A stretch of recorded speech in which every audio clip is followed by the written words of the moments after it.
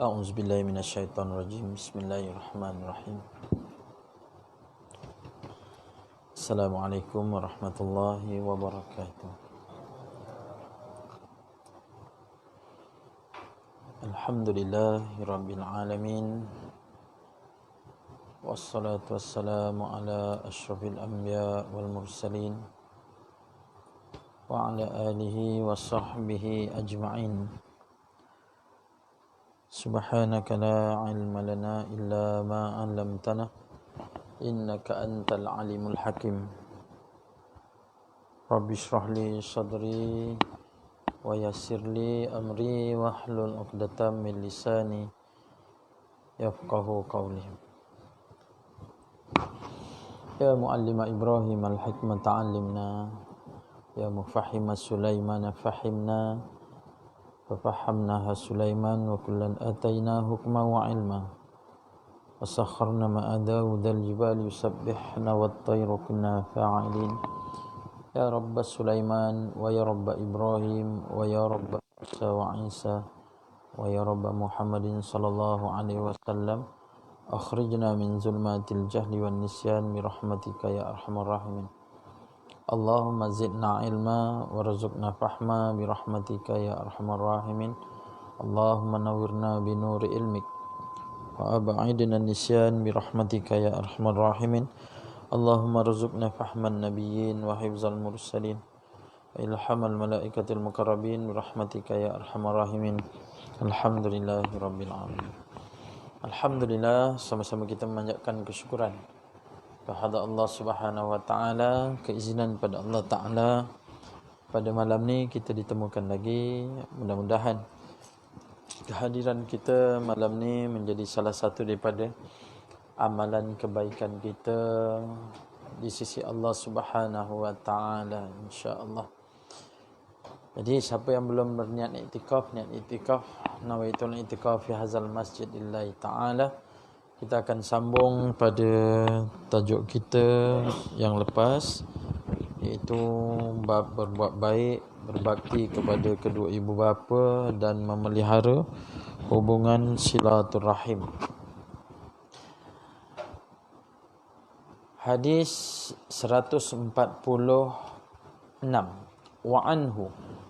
Bismillahirrahmanirrahim. Wa anhu qala Rasulullah sallallahu alaihi wasallam, inna Allah ta'ala khalaqal khalqa hatta idza faragha minhum qamatir rahimu faqalat hadza maqamul a'iz bika minal qati'ati qala na'am amma tardayna an asila man wasalaki wa aqta'a man faqata'ak.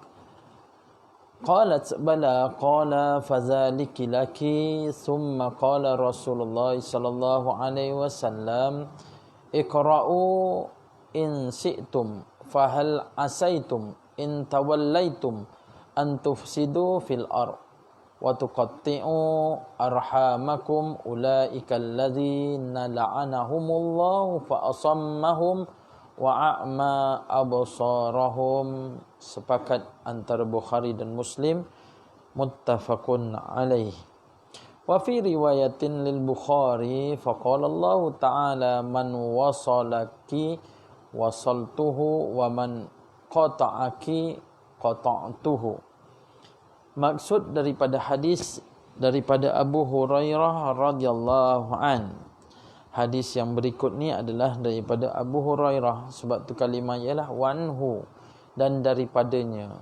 Jadi yang sebelum ni ialah Abu Hurairah dan dia tak tulis wa an Abi Hurairah, tapi dia tulis wa anhu. Yang sama juga hadis daripada Abu Hurairah radhiyallahu an. Katanya, sabda Rasulullah sallallahu alaihi wasallam, sesungguhnya Allah Taala telah menjadikan semua makhluk hingga apabila selesai, lalu didirilah Ar-Rahim, berdirilah Ar-Rahim, iaitu hubungan kaum kerabat. Lalu berkata, pendirianku iaitu tempat ini adalah sebagai pendirian orang yang berlindung dengan engkau Allah, iaitu Allah, daripada pemutusan atau pemisahan. Allah berfirman yang maksudnya, ya, adakah tidak engkau suka aku hubungkan orang yang suka menghubungkan kamu, dan aku pisahkan orang yang hendak memutuskan kamu? Kata Rahim, ya. Allah berfirman lagi, yang demikian itulah untukmu. Demikian sabda Rasulullah sallallahu alaihi wasallam, bacalah jika kamu semua kehendaki. Firman Allah Ta'ala yang bermaksud, kalau kamu tidak mematuhi perintah, maka tidakkah kamu harus dibimbangi dan dikhawatiri jika kamu dapat memegang kuasa, kamu akan melakukan kerosakan di muka bumi dan memutuskan hubungan silaturrahim dengan kaum kerabat.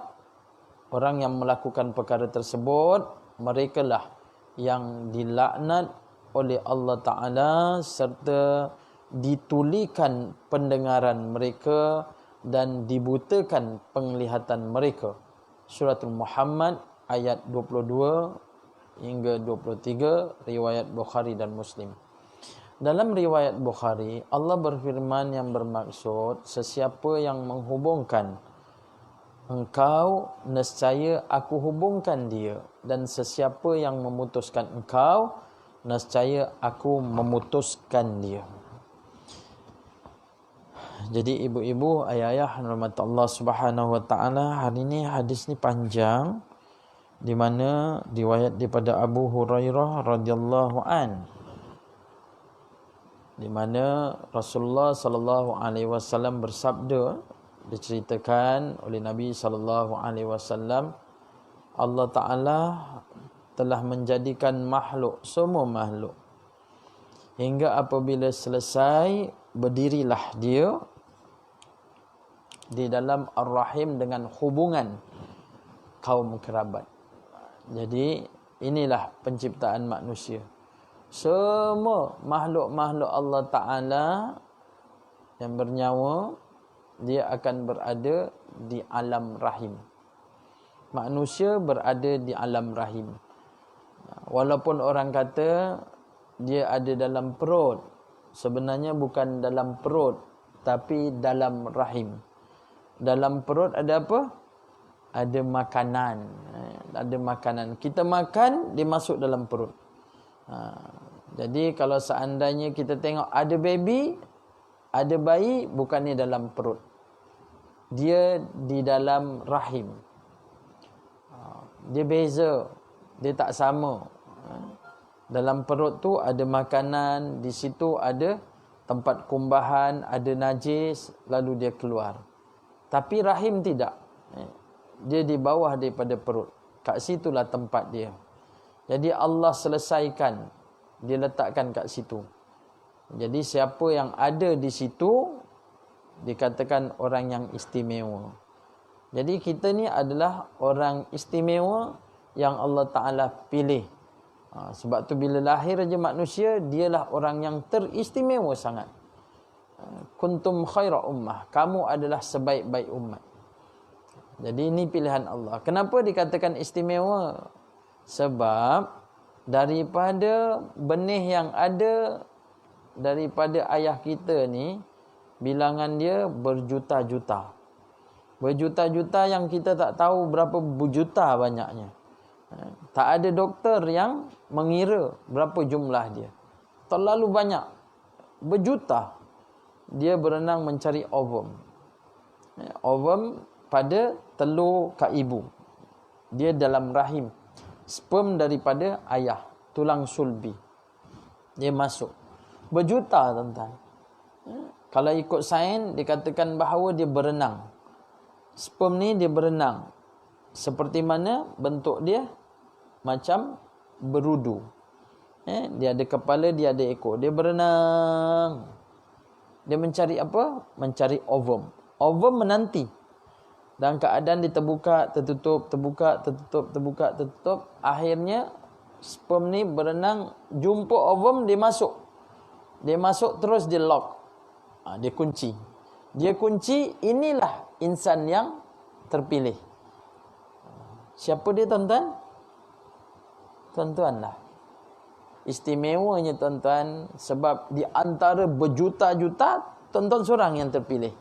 Kerana kehebatan tuan-tuan berenang. Tuan Haji berenang, semua berenang. Tapi tak tahulah berenang apa yang dia buat sampai dia dapat masuk dalam telur. Pernah saya tanya pada budak-budak IPTA, saya kata, awak berenang ni sampai dapat masuk dalam telur. Awak berenang apa? Dia kata, gaya bebas ustaz. Kata, patutlah. Ni yang ini kata kuat lentang. Tengok kuat lentang, yang ni dia kata bebas, yang ni kuat lentang. Saya tanya lagi, awak berenang apa? Saya kuat dada. Oh, kuat dada. Saya tanya lagi, saya kupu-kupu. Yang ada seorang tu saya berenang berirama. Berirama pun boleh masuk. Tak kisahlah ibu-ibu, ayah-ayah, dia ni adalah pilihan Allah. Daripada berjuta itulah satu tu pilihan Allah. Jadi Allah letakkan kat situ. Berdirilah dia di situ dalam keadaan dia membesar. Membesar daripada setitik air, lalu jadi segumpal. Segumpal lalu Allah turunkan kepada dia dengan tulang. Tulang ini diselaput dengan daging, lalu ditiupkan roh sampai usia 4 bulan. Ini Allah Ta'ala jadikan sampai pada rahim. Rahim ni ada pada seorang ibu, dia tak ada pada seorang ayah.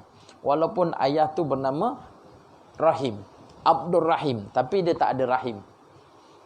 Dia tetap tak ada rahim, yang ada pada ibu.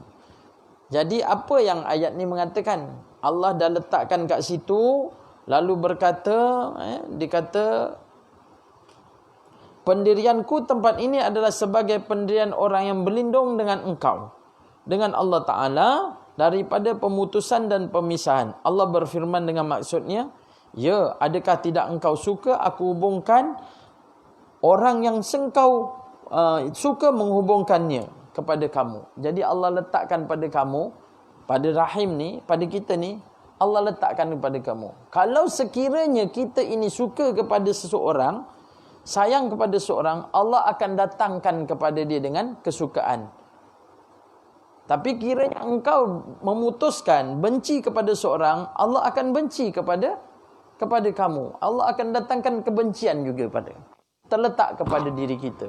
Jadi kita ni dinyatakan kenapa dalam rahim, sebab kita disuruh oleh Allah Ta'ala, Nabi SAW, jangan sekali-kali yang kita duduk dalam rahim yang sama sampai ketika mana dia ini memutuskan silaturahim. Bermaksud, kita ni dalam satu tubuh. Kita, abang kita, kakak kita, adik kita, adik-beradik kita ni duduk dalam satu tubuh, satu rahim. Rahim siapa? Rahim ibu. Jangan sekali-kali kamu putuskan silaturahim tu. Sebab tu di pembahasan kat sini, daripada pengajaran dikata ada berpendapat bahawa dia dalam satu tubuh. Tetapi ada juga yang adik-beradik ini dia terpisah. Kerana apa? Disebabkan ada sebab-sebab tertentu. Biasanya yang terpisah kerana apa? Kerana tak puas hati. Tak puas hati dengan harta lah. Biasanya dengan harta lah. Yang kedua dengan kata-kata. Dengan kata-kata. Ada yang jenis dia memang cakap-cakap lepas dia, lalu terasa hati dia, lalu dia pun bawa diri. Yang teruk ni bila dia bagi tahu pada anak-anak, jangan sekali-kali kamu jalinkan hubungan dengan Pak Long ke, Pak Nga ke, Kak Long ke, Kak Nga ke, ataupun muda ni adik-beradik. Jangan sekali-kali kita pula sampaikan pada anak, sampaikan sedemikian. Kenapa saya bagi tahu macam tu? Sebab dinyatakan di dalam ayat ni sendiri, la'anahumullah, Allah melaknati. Dan orang yang memutuskan silaturahim, sesungguhnya dia tidak akan dapat bau syurga. Bau syurga ni jauh dia ialah 5,000 tahun. 5,000 tahun perjalanan. Kalau kita berjalan ni sampai 55,000 tahun, jalan tu jauhnya bukannya hari, tahun. Bau syurga tu boleh datang. Tapi disebabkan kerana dia ni memutuskan silaturahim, maka dia tidak akan dapat bau syurga. Walaupun jauh tu kan, apatah lagi nak dekat. Jauh tu boleh bau, tapi disebabkan silaturahim dia putus, maka dia tidak akan dapat bau dia, apatah lagi dapat masuk dalam syurga. Tak akan dapat masuk. Sebab itulah kalau ada di antara kita ini berasa kecil hati dengan abang, dengan adik-beradik kita, maka sebelum hayat kita ni diambil Allah Ta'ala, terputus dengan dunia, maka hubungkanlah, jumpalah, minta maaflah. Kalau sekiranya kita ini nak masuk dalam syurga, kalau sekiranya kita ini beriman pada Allah Ta'ala.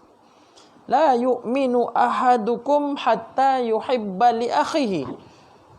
Kamu bukan golongan orang yang beriman kalau seandainya kamu tak ada rasa kasih sayang dengan saudara-saudara kamu. Adakah kita nak supaya diri kita ini terpisah? Pada jasad kita ni, kita nak tak tangan kita terpisah? Yang ada sekarang ni, kita nak tak tangan kita ni dibuang? Sudah tentu kita tak nak, kecuali kalau seandainya dah memudaratkan kan? Kencing manis terpaksa buang kaki. Tapi kita nak tak kaki kita dibuang? Sihat-sihat dibuang? Tak nak. Kita nak kepala kita dipisahkan jasad? Tak nak. Sebab apa? Sebab dia daripada satu tubuh badan. Ini pesanan daripada Allah, pesanan daripada Nabi. Jangan sekali-kali kamu putuskan silaturahim. Tapi persoalan dia ialah masyarakat sekarang, sebab apa? Dia bila datang keadaan perasaan dia marah, dia putus silaturahim, timbul satu persoalan. Apa persoalan dia? Persoalan dia kata, saya nak cuba baik tapi dia tak nak. Ni selalu timbul macam ni. Saya nak cuba baik. Saya tahu saya salah, saya nak jumpa baik tapi dia tak nak. Macam mana Ustaz? Ataupun memang dia bersalah, tapi saya dah belajar, saya nak cuba baik, maka dia tak nak. Jadi ada di antara orang yang dalam keadaan dia jahil, dia tak tahu. Jahil ni kalimah dia kalau sebut ni orang marah sebab keras. Apa maksud jahil? Bodoh. Sebut jahil ni bodoh. Bodoh bila cakap orang yang bodoh, terasa kan teruknya bahasa dia. Orang yang jahil ni nampak lembut sikit. Orang yang jahil ni kalau seandainya dia tak tahu, dia akan terus putuskan. Jangan sampai macam tu. Ada sampai suara keluar, kalau sekiranya aku mati, jangan kau datang tengok jenazah aku. Ni bukan di antara tali dalam perut yang sama, ada di antara yang tak sama. Yang sekarang ni berlaku, ibu-ibu, ayah-ayah, berlaku sekarang. Dia berselisih pendapat melalui di antaranya di pejabat. Putus hubungan sebab di pejabat, kerana nak mengejar pangkat. Bergaduh. Ada yang dalam keadaan memutuskan silaturahim kerana organisasi lah. Kerana parti. Masalah parti ni pun ada putus silaturahim, putus. Kalau dia beriman, dia boleh berlapang dada. Sebab itulah Abdullah bin Umar, dia nyatakan bahawa sesungguhnya bila mana ada orang yang memutuskan silaturahim, dia mengadu pada Nabi SAW, macam mana nak selesaikan. Apa yang diajar? Kalau sekiranya orang itu dalam keadaan memutuskan silaturahim, maka ke atas kamu dengan ihsan. Ihsan apa? Maknanya kebaikan. Dia buat macam mana sekalipun terhadap kamu, maka balaslah dengan yang baik. Sebab memutuskan silaturahim, bermusuh itu adalah ma'asi. Ma'asi ni ialah maksiat pada Allah Ta'ala. Itu yang Allah Ta'ala tak suka. Orang putus silaturahim. Tapi bila mana dalam keadaan orang memutuskan dengan keadaan maasi, kamu balas dengan ihsan. Jangan pula kita balas dengan maasi juga. Sebab orang yang beriman, dia tahu maasi itu perkara yang Allah Ta'ala tak suka, maka dia tak akan buat macam tu. Maksudnya apa? Kalau ada orang nak putuskan benci dengan kita, maka balaslah dengan yang baik. Jangan simpan, kita pun dendam juga. Kau tak nak dah. Aku dah cakap dengan kau, aku nak baik tapi kau tak nak, sudahlah. Jangan sampai kita indahkan dah, lepas tu jumpa pun tak bertegur.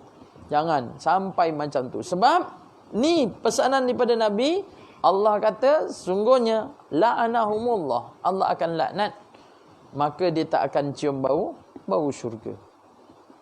Oleh yang demikian itulah sebab tu kita kena doa selalu pada orang yang kita rasa dia bermusuh dengan kita. Doakan dia. Tiap-tiap hari doakan dia. Jangan sampai satu ketika kita dah doa Ustaz, tapi dia macam tu juga. Jangan berputus asa. Sebab kalau seandainya dia ini memutuskan silaturahim, dia buat amalan dia dengan rajinnya puasa, rajin dia dengan qiyamul lail, rajin dia dengan berselawat, rajin dia dengan keadaan sunat-sunat ibadat dia, maka dia pun tak boleh lagi masuk dalam syurga sebab terhalang. Macamlah orang yang gugur syahid. Gugur syahid dalam perang. Kalau gugur syahid, dia ni berjuang jalan Allah, terbunuh. Adakah dia masuk dalam syurga? Ya, dia akan masuk dalam syurga. Tapi sesungguhnya dia juga terhalang daripada masuk syurga kalau kiranya dia berhutang. Walaupun benda tu baik, walaupun dia buat tu satu benda yang Allah muliakan bagi dia. Antara yang Allah suka ialah orang yang berjuang jalan Allah, gugur syahid. Memang janji dia adalah syurga, tapi disebabkan hutang terhalang. Walaupun dia sembahyang, walaupun dia puasa, walaupun dia berzikir, baca Quran, qiyamul lail, tapi disebabkan dia ini memutuskan silaturahim, terhalang. Jangan kita kata, aku ni dalam keadaan dah amal dah banyak, aku bangun malam, aku pun tak bercakap dengan orang, tapi disebabkan dia memutuskan silaturahim, tak disambung, maka tak akan masuk syurga. Wa na'udzubillah. Sebab tu pentingnya yang diajarkan kat sini tentang silaturahim. Nabi sampai kat Madinah pun Nabi bagi tahu supaya manusia di antara Ansar dengan Muhajirin dalam keadaan bersilaturahim. Sila ni makna sambung, rahim kasih sayang. Sambungkanlah kasih sayang kamu dengan saudara-saudara kamu. Ini pesanan daripada Nabi SAW. Sebab itulah kita bila mana ada kerja kahwin, ada pengantin, selalu kita ucapkan apa? Selamat pengantin baru kan? Lepas tu, semoga kekal ke anak cucu. Kan ada kan lagu dia? Selamat pengantin baru, semoga kekal abadi bahagia ke anak cucu, semoga apa? Kekal abadi. Kan jangan sampai kita ucap sampai ke anak cucu. Kalau orang ucap sampai ke anak cucu tu, itulah orang jahil. Orang jahil apa? Itulah. Tapi yang diajar oleh Nabi, apa yang kena ucapkan? Itu yang lagu Arab tu. Barakallahu lakuma wa baraka alaikuma. Sebutkan dia barakallahu lakuma alaikuma. Itu je. Barakallahu lakuma alaikuma. Iaitu Allah berkatkan ke atas kamu keduanya. Itu Nabi ajar. Bukan kita kata semoga kekal ke anak cucu. Kalau kita sebut macam tu, maka di kalangan orang-orang yang jahil. Ada orang sebut sehingga ke jannah. Lepas ni ubah. Semoga Allah memberkati kamu berdua. Keberkatan tu penting, barakah daripada Allah Subhanahu wa taala. Jadi ni yang Nabi pesankan dalam hadis ni, hubungan di antara kita ni. Kalau seandainya kita sama dalam satu rahim ibu, jangan sampai kita terputus. Jangan terputus hubungan di antara kita. Ada orang, kan dia kata, orang ni dia dalam dunia dia kejar 3. Putus ni di antaranya 3 lah. Kerana apa? Kerana wanita. Lagi harta. Lagi tahta. Semua tata ni. Pertama, wanita. Ada tak orang putus silaturahim kerana wanita? Ada. Dia kawan baik, dikenalkan makwa dia, ni makwa aku. Rupa dalam makwa-makwa, kawan dia tu pun kenyat mata dengan makwa dia. Dalam diam-diam rupa dia ada hubungan, kawan dia sebat makwa dia. Putus silaturahim.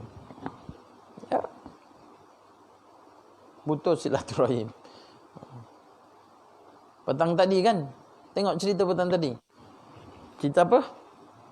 Ala Kasim kan? Betul tak? Ibu mertua aku. Saya kebetulan saya buka tu tengok. Terus saya senyum. Ini cerita ibu mertua aku. Sebab apa? Sebab harta. Kan diminta dengan mak dia. Dia kata, saya datang nak jumpa dengan makcik nyonya. Mak, di mana anak saya? Aku telah bagi orang. Kan aku dah kata, kalau engkau tak suka, keturunan engkau pun aku tak suka. Tu cerita dia. Dia putuskan silaturahim. Tapi bagaimana keadaan hubungan dia tu? Tu kita tengok hubungan tu. Sebab dia kata bahawasanya Sabaria dah mati, sedangkan Sabaria hidup. Ada talian suami isteri, lepas tu kahwin pula dengan Dr. Ismadi. Saya Dr. Peter Menong. Apa hubungan dia tu? Mujuk anak tu anak Osman Jailani, anak Kasim Selamat. Bukan anak Dr. Asmadi. Saya tengok, perempuan ni kahwin, sedangkan dia ni adalah masih dalam keadaan isteri. Mak dia tu menipu, mengatakan bahawa Sabaria dah mati. Sampailah dia kat kubur dia pingsan tu kan, mak Datuk Kasim terus jatuh tumpang. Maafkan Mak Kasim. Masa tu dah tukar nama Osman Jalani. Ingat dah habis kat kubur je, rupa sampai rumah dibawa tu kan, depan pintu, maafkan mak. Sabaria turun, Dr. Ismadi turun, ketuk pintu, dang. Dia tengok aje apa, sudu garpu. Mula-mula tengok keris, agak keris tu panjang sangat nak cucuk, tak jadi. Dia tengok garpu, dia tengok sudu, dia pegang sudu ni nak korek ke? Korek susah kan, dia letak balik. Saya tengok tadi, dia ambil garpu. Tu dia ambil garpu, tapi dia tak cucuk depan kita lah, ditunduk je. Kalau cucuk betul-betul dia buta lah kan. Tapi dia cucuk macam tu, baru cabut. Tengok darah dah mancut dah. Kali kedua mak dia pingsan. Bila buka pintu dia tengok, Allah Kasim, pingsan lagi. Kan lebih baik kamu dijadikan seperti haiwan. Pingsan lagi. Mak dia tu yang memutuskan silaturahim, sedangkan dia ni suami isteri. Jangan sampai putuskan silaturahim. Kalau mati macam itulah keadaan dia, tak sahabat masuk syurga.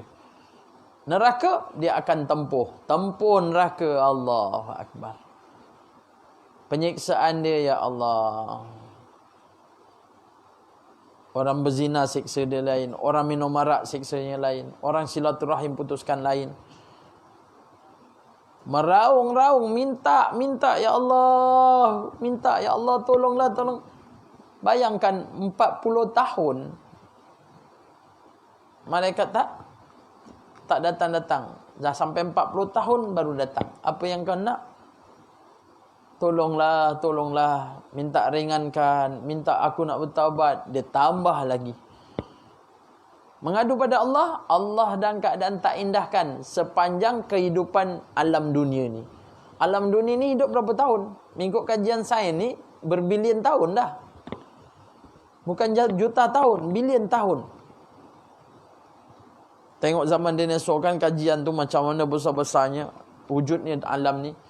Rupanya dah berjuta-juta, entah tak berapa juta, kata dah sampai bilion tahun. Dan Allah tak pandang. Penzina lagi dahsyat dah hukuman dia. Bagi penzina, Allah akan datangkan pada dia, pada kemaluan dia di akhirat besok, akan keluar satu cecair. Cecair ni dia akan keluar waktu di neraka, orang yang duduk dalam neraka tersiksa dengan hukuman Allah Ta'ala, lalu dia ini keadaan lagi tak tenteram dengan adanya bau daripada cecair orang penzina. Maksudnya, dia dah rasa sengsara dalam neraka, tapi datang bau cecair yang datang daripada zina ni, dari tambah lagi tak tersiksanya orang alam neraka ni. Dan itulah yang akan diberikan minuman kepada orang-orang yang zina. Penyiksaan daripada Allah Ta'ala pada hamba-hamba dia. Itu yang kita rasa takut. Kita takut bila dengar macam ni akhirat. Ya Allah, takut. Takut sungguh. Bukan takut main-main, memang takut sungguh. Cuba bayangkan tuan-tuan, bila kita masuk dalam liang lahat. Kita kat rumah yang kita ni besar punya rumah. Bilik ada beberapa bilik, tilam punya tebal. Tiba-tiba masuk dalam liang lahat, kita tak ada apa-apa kecuali tanah aja tempat kita baring. Dan baring atas tanah. Ada bantal kat rumah, pilo. Tapi kat dalam liang lahat apa bantal dia? Itulah tanah. Bantal tu tanah. Tak muat disumbat, tak muat disumbat, lagi diempit. Dia letakkan mula-mula letak baring, lepas tu baru dia sengitkan. Nak lipatkan tangan tu. Empit. Sesak, empit sampailah kena kat hidung. Nabi pun sama. Sebab tu Nabi masa dia nak letakkan, nak semadikan dalam liang lahat tu, ditanya sama ada ni Nabi nak letakkan dengan lahat ataupun dengan apa? Dengan tong ataupun dengan lahat. Nak buat, kan ada mayat ada letakkan dalam tong. Ada yang dia letakkan mayat dalam tu jenis parit kan. Biasanya jenazah yang disemadikan di tempat yang berpasir. Berpasir dia tak akan korek tepi, dia akan buat longkang tengah-tengah. Biasanya dia buat longkang macam parit lah, macam longkang. Lepas tu mayat tu dimasukkan sengit lah, masuk sengit. Itu yang kadang keadaan orang nak kebumikan tu susah sikit. Sebab terpaksa mengangkang lah. Dikangkangkan mayat tu. Susah. Jadi letakkan situ, baru letakkan papan.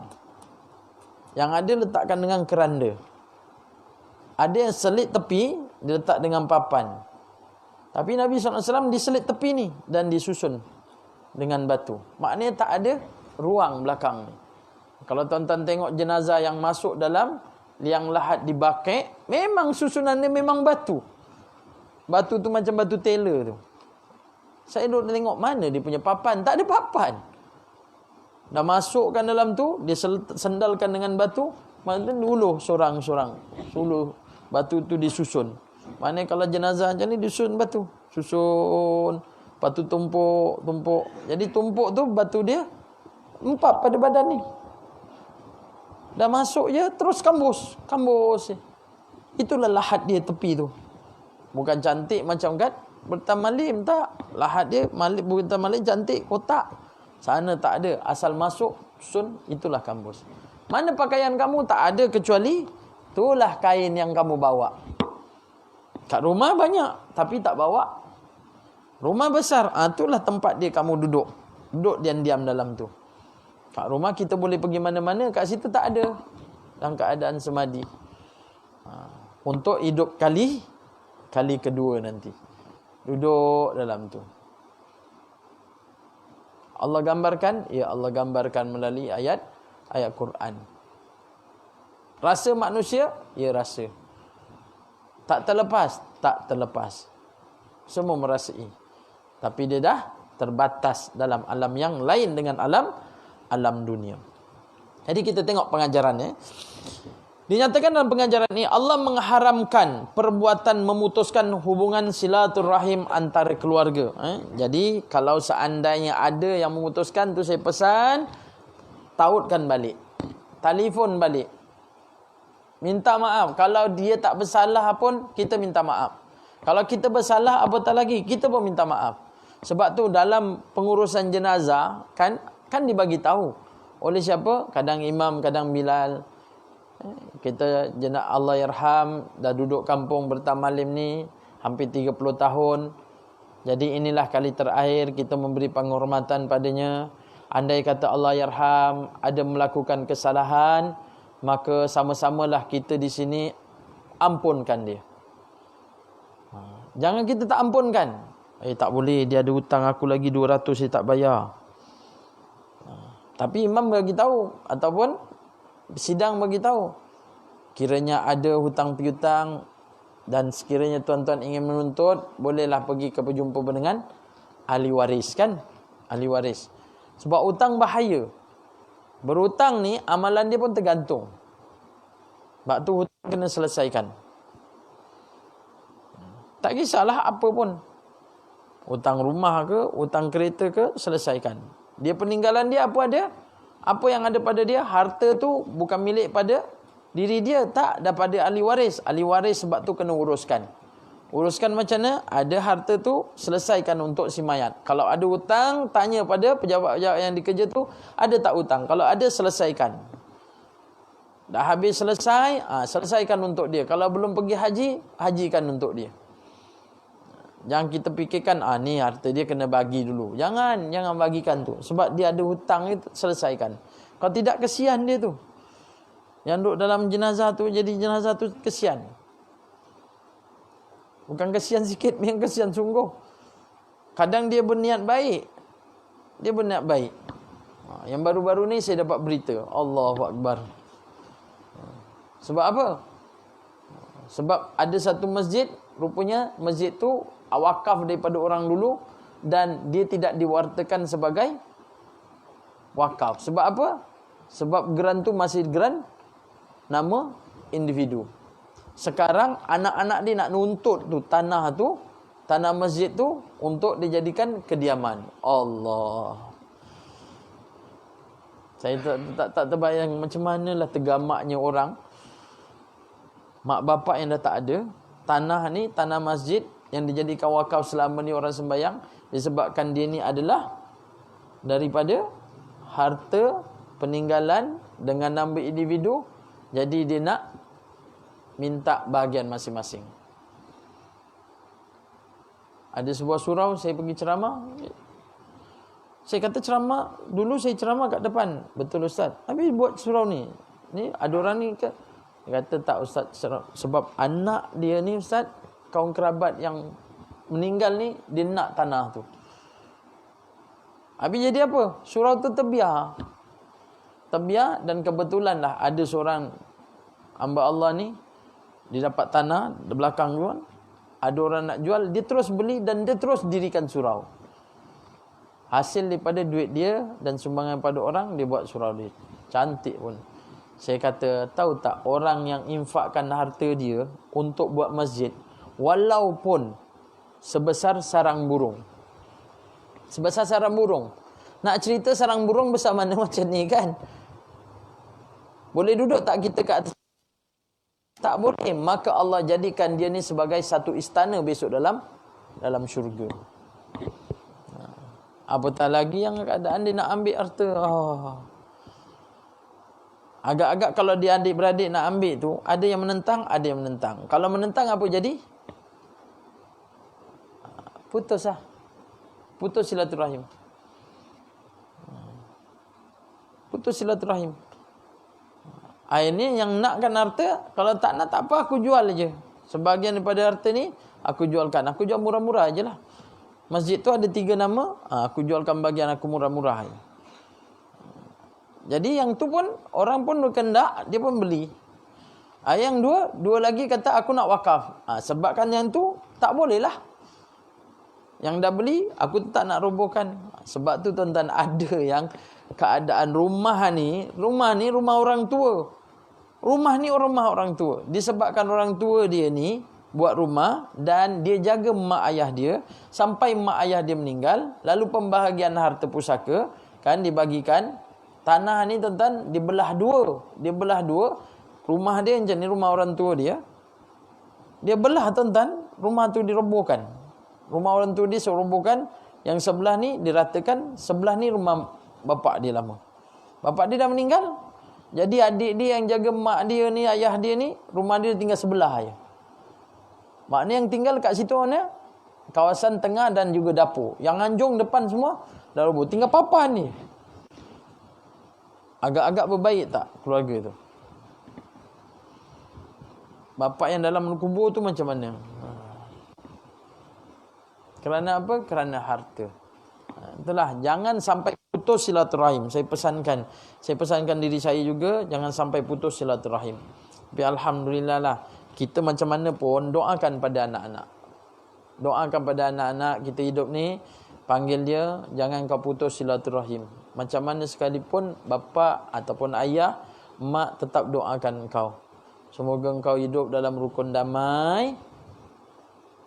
Adik-beradik jangan bergaduh. Pesan. Andai kata kita pergi, insya-Allah doa daripada mak ayah tu Allah akan perkenankan. Alhamdulillah dah. Walaupun masa dalam keadaan belum meninggal ayah, bergaduh. Masa muda bergaduh sungguh. Tapi bila ayah meninggal, dia boleh berbaik. Alhamdulillah. Alhamdulillah. Ini tak sampai keadaan anak pinak dia bergaduh. Kerja kahwin pun dah tak datang. Raya apatah lagi. Minta maaf, sorry. Minta maaf, sorry. Sorry tu minta maaf. Tapi bukan sorry nak minta maaf. Sorry aku nak minta maaf dengan dia. Inilah. Sebab apa jadi macam tu? Sebab hati. Hati dia ada hasad. Ada benda kotor lah. Sebab tu Nabi dikata bahawa sesungguhnya kaya seseorang bukan kerana harta, tapi kaya apa? Kaya jiwa. Kaya jiwa. Kaya jiwa apa? Ada perasaan, tanggungjawab, amanah, kasih sayang. Ini dikatakan kaya jiwa. Jumpa abang, kita panggil abang. Jumpa adik, kita panggil adik, panggil busu. Jumpa je adik salam dengan abang. Silaturahim. Anak buah. Yang mana kaitan ada mahram, jangan sampai kamu putus. Ini sebahagian daripada ni kita baca dengan punya pengajaran. Yang kedua adalah menjadi tanggungjawab umat Islam mengeratkan hubungan silaturahim. Eratkan ni tidak kira masa seraya. Sekarang ni pun kita kena eratkan. Sekarang mudah, dia ada apa? Ada WhatsApp. Ada WhatsApp. Bagi tahulah, bagi tahu apa khabar, semua sihat tak? Lama tak dengar Alung bersuara. Ni baru nak bersuara. Ni baru balik daripada masjid. Batu Alung bersuara. Semua sihat? Sihat. Okey. Abang Alung pun sama juga. Doakan semua sihat. Macam ada lain macam je Long. Tak ada lain macam. Bukan Alung nak mati. Tak. Alung memang nak sambung silaturahim ni. Ingatkan masing-masing. Sekarang ada WhatsApp keluarga. Ada yang jumpa saya. Dia kata macam mana bang? Adik-beradik. Itulah Ustaz. Kita je nak cakap. Sampai saya bersuara kat tu. Ini ada macam keluarga tapi macam tak hidup, macam mati keluarga ni dalam WhatsApp. Tak ada bersuara. Tapi WhatsApp dengan kawan, berderet-deret. Dengan keluarga tak ada. Tak ada topik nak cerita kata. Allahu Akbar. Tanyalah khabar, tanya khabar. Kakak, hari ni masak apa kak? Hari ni masak ikan pari. Mana kakak dapat? Nanti ada yang jawab lah. Engkau nak cari ikan pari apa susah? Pergi je lah. Kat tepi pantai ni sekarang tengah musim ikan pari. Iya ke? Kan jadi dalam keadaan dia interaksi. Baguslah macam tu. Ini tahap. Bergaduh. Tak habis-habis bergaduh. Sekarang ni tengah bergaduh ni tuan-tuan. Betul ke sekarang tengah bergaduh? Kerajaan kita pun tengah bergaduh sekarang ni. Sedar tak sedar je. Darurat, tak darurat. Darurat. Itu dok mungkin mana satu yang betul ni. Dia dah jumpa Agong. Belum lagi. Dia tak cakap kan tak jumpa Agong. Siapa punya salah? Dia punya salah. Tak, dia punya salah. Sebab dia. Agak-agak dia taut. Baik tak? Tapi itulah bila baik pun ada yang tak suka. Yang baik pun tak suka tuan-tuan. Ada je ya Allah. Yang ketiga, orang yang memutuskan hubungan silaturahim akan dilaknat oleh Allah Ta'ala. Ni dalam hadis ni pengajaran dia kata Allah Ta'ala akan laknat. Bila laknat ni tuan-tuan, laknat untuk siapa sebenarnya? Laknat untuk siapa? Untuk iblis. Untuk iblis. Jadi kalau perangai memutuskan silaturahim, perangai siapa? Laknat ni untuk iblis. Kafaru. Kan Allah bagi tahu. Bal la'anahumullahu bikufrim. Orang kafir ni Allah Ta'ala bahkan mereka akan dilaknat. Orang kafir, iblis, orang tak ikut perintah Allah Ta'ala, suruh hubungan, dia pun putuskan. Itulah di kalangan orang yang dilaknat oleh Allah Ta'ala. Menurut setengah pendapat ulama, ni dikatakan ni, dan ni menurut setengah pendapat ulama, Ar-Rahim, dikatakan bahawa kasih sayang yang wajib dihubungkan ialah mereka yang haram dikahwini, iaitu mahram, adik-beradik kita. Ini dikata kat sini, setengah ulama kata, dikata bahawa yang kamu kena ikatkan silaturahim ni di antara yang mahram. Dengan abang lagi, dengan kakak lagi, dengan adik lagi, siapa? Dengan ibu lagi, dengan ayah lagi, dengan atuk, dengan nenek lagi, dengan pak cik lagi, dengan sepupu. Ada di antara sepupu tapi kata mahram yang haram kahwin. Sepupu boleh kahwin tak? Sepupu boleh kahwin. Sepupu boleh kahwin. Nabi SAW ada berkahwin dengan beberapa isterinya adalah sepupu Nabi SAW. Dia kata dikahwini haram mahram, sama ada daripada pihak ayah ataupun pihak ibu. Seperti bapa saudara. Kita ni daripada ibu ayah kita.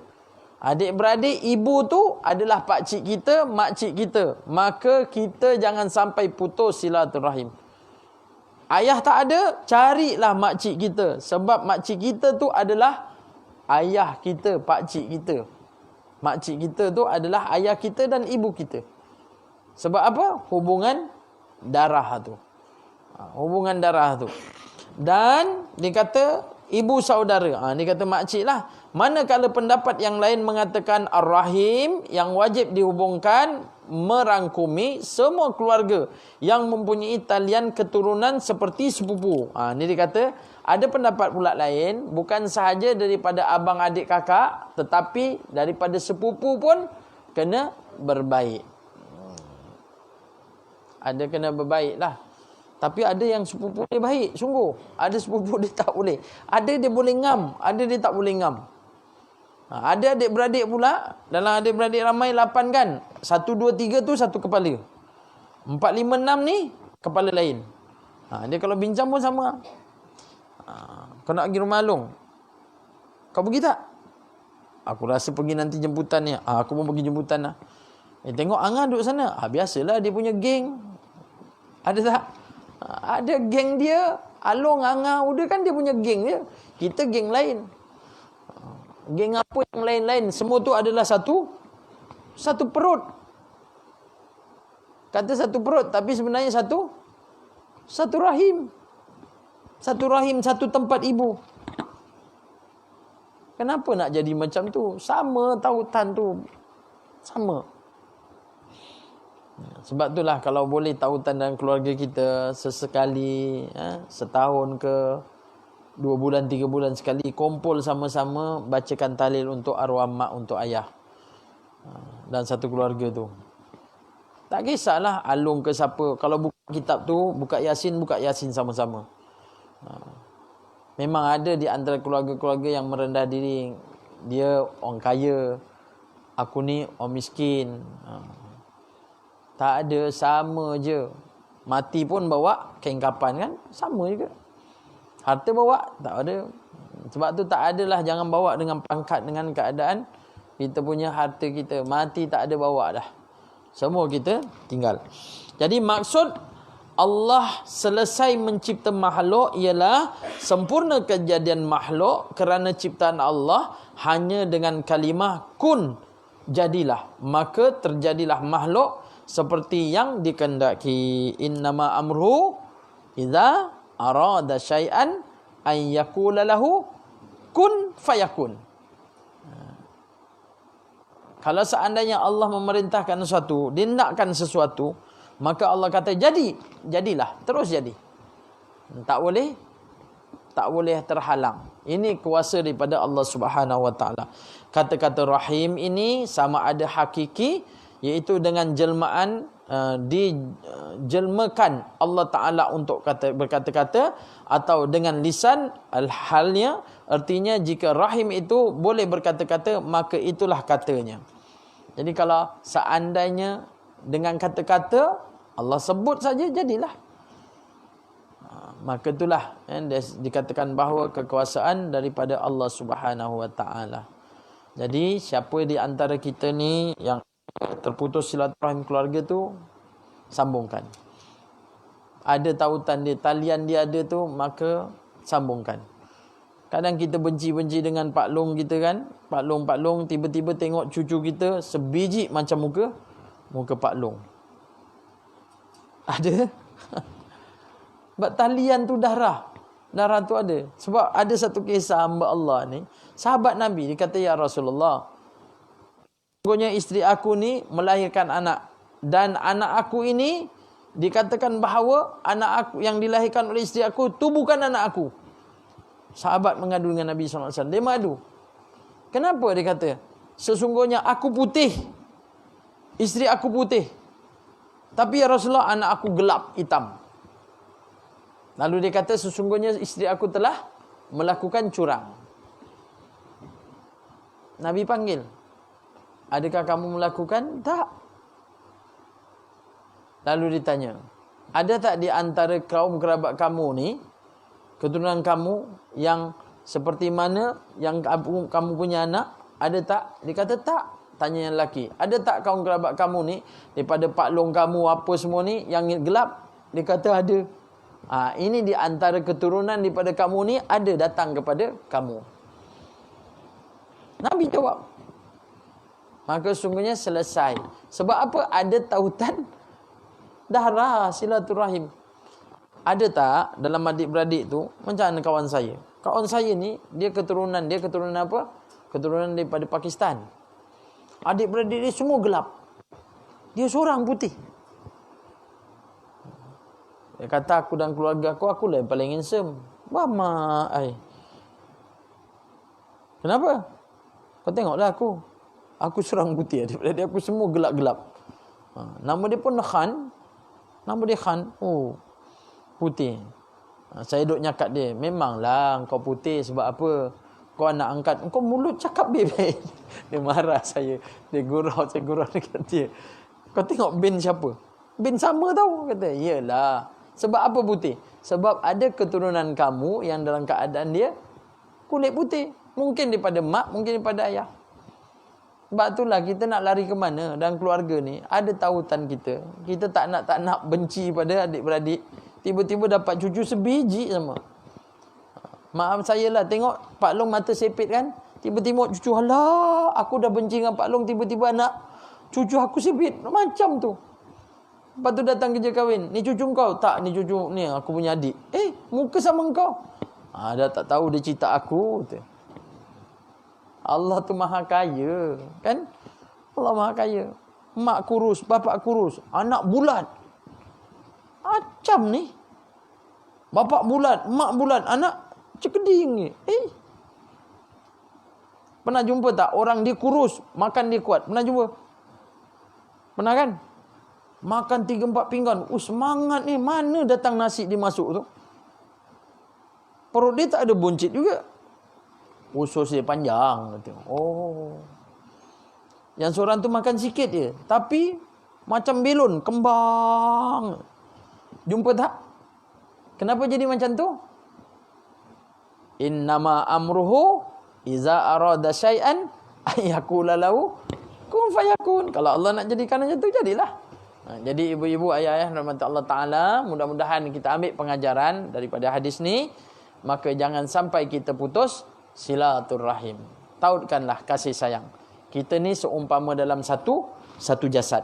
Ini abang, ini kakak, ini adik, ini semua ni. Kan saya pesankan, ni dalam keluarga. Jadikan macam apa? Dua belah tangan. Dua belah tangan tak pernah bergaduh. Tolak ansur. Mana tolak ansur? Ada sifat mengalah. Kan saya dah ajar tu kan. Sebab kita macam dua belah tangan. Mana ada bergaduh? Kalau tangan kanan berlinggang ke depan, tangan kiri mesti mengalah ke belakang. Betul tak? Tak percaya berjalan, cuba nanti. Cuba ke depan dulu. Tuan-tuan tak akan berjalan. Sebab apa? Sebab semua akan jadi hantu Cina. Kenapa hantu Cina? Dua-dua kaki semua nak ke depan. Toing. Toing. Tangan kau macam ni kan? Toing. Toing. Allah dah jadikan macam tu. Kalau tangan kanan berlenggang ke depan, mesti kaki kiri kau ke depan. Bersilang. Betul tak? Bersilang. Tak je tuan-tuan tengoklah berbarisan. Jap. Baik, jelang. Kiri, kanan, kiri. Kiri, kanan, kiri. Mesti berlenggang. Tapi kalau mula-mula baru belajar, berbaris, cuba tengok. Dia buat. Dia macam ni. Sebab tangan kanan ke depan, kaki kanan ke depan. Kita tengok kikik-kikik, kita tahu. Inilah. Tak ada tolak ansur. Jalan macam berlenggang aja. Dia akan jadi macam tu. Tasamuh. Tu saya cakap. Dalam keluarga ni pun, ni, ingat lagi tak ni? Ni siapa ni? Ibu. Ni siapa? Dah tak ingat. Ni siapa ni dalam keluarga? Tak ingat. Ni siapa? Tak ingat juga. Ni? Lupa yang ini? Langsung tak ingat, Ustaz. Ni keluarga ni. Ini ibu. Ini anak lelaki. Ini ayah. Ini kakak. Ini adik. Ni dalam keluarga. Kenapa ibu? Kenapa ibu, Ustaz? Ibu pendek ke? Tak, ibu gemuk. Ibu kurus lah ya, Ustaz. Memang ibu kurus. Tapi satu ketika ibu gemuk tak? Ibu gemuk ke depan.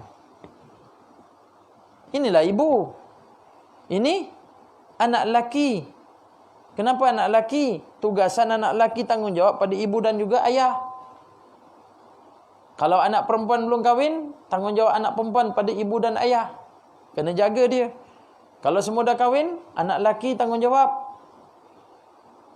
Yang ini siapa? Ayah. Ayah hantu ke, Ustaz? Tak. Dalam sebutan memang ibu, jari telunjuk, jari hantu, jari manis, jari kelingking.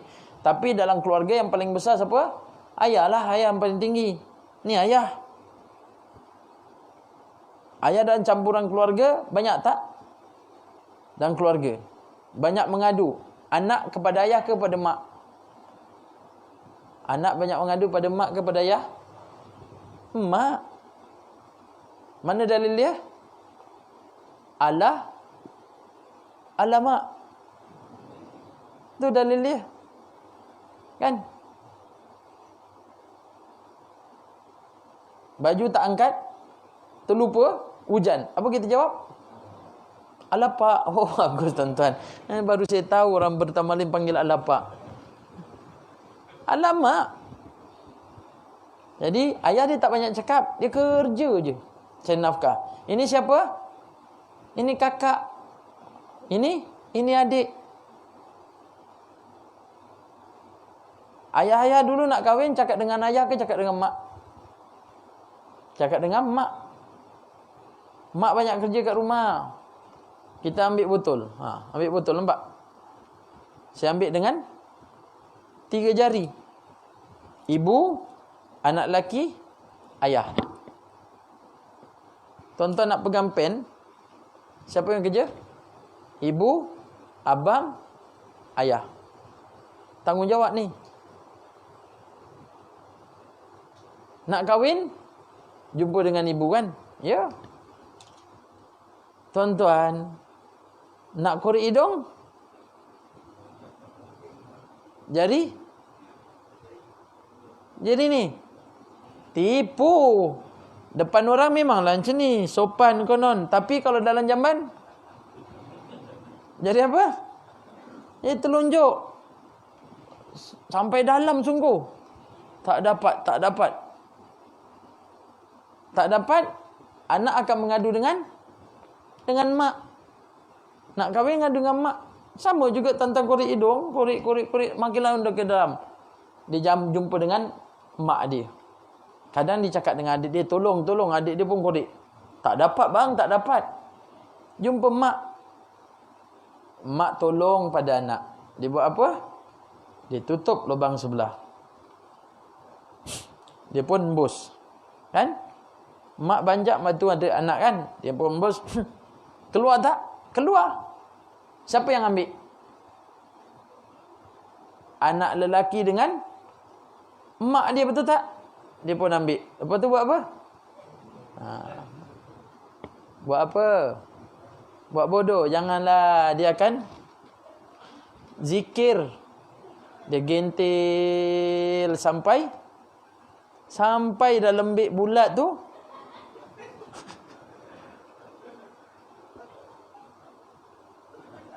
Pada anak lelaki ke pada anak perempuan? Pada anak lelaki ke pada mak? Dia bagi pada mak kan? Serahkan pada mak. Barulah ayah datang. Ayah buat apa? Kenapa yang ini kakak? Sebab dia yang selalu dapat cincin. Bertunang dia yang dapat. Betul tak? Ke ibu-ibu sarung cincin pada bakal menantu kan? Bertunang tu kan? Pergilah sarung cincin bakal menantu awak tu, kata suami. Yalah bang. Tiba-tiba menantu pun ulurkan. Nak sarungkan kat sini ke? Dia pandang, kau sihat tak sihat? Gitu. Bakal menantu aku sihat tak sihat? Sebab dia tak akan bagi jari bujari.